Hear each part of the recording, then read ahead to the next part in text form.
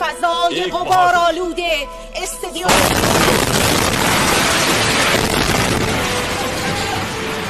अगर जरूरत हुई तो इस मकसद के लिए मैं अकेला लड़ूंगा।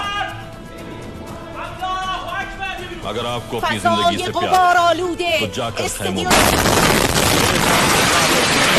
कुर्बानी देने की हिम्मत रखना।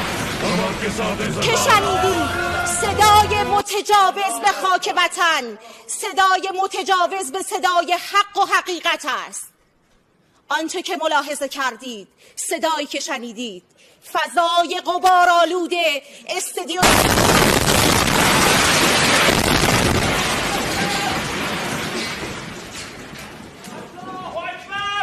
فضای غبارآلوده استدیو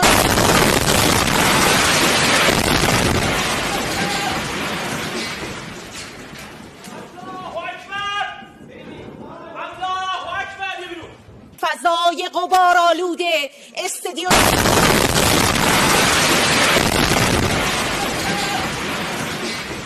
که شنیدید صدای متجاوز به خاک وطن، صدای متجاوز به صدای حق و حقیقت است. آنچه که ملاحظه کردید، صدایی که شنیدید، فضای غبارآلوده استدیو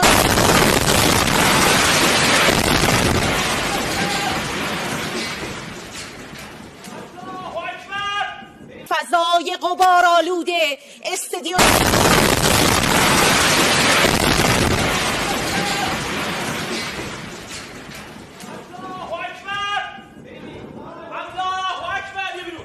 فضای غبارآلوده استدیو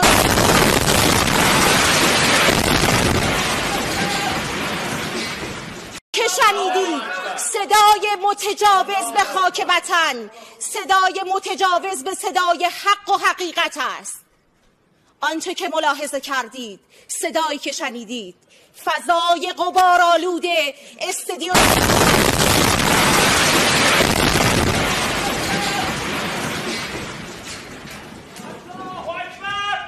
فضای غبارآلوده استدیو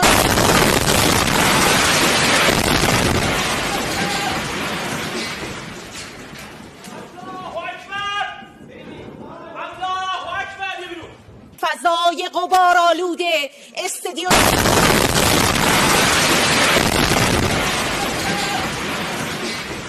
که شنیدید صدای متجاوز به خاک وطن، صدای متجاوز به صدای حق و حقیقت است. آنچه که ملاحظه کردید، صدایی که شنیدید، فضای غبارآلوده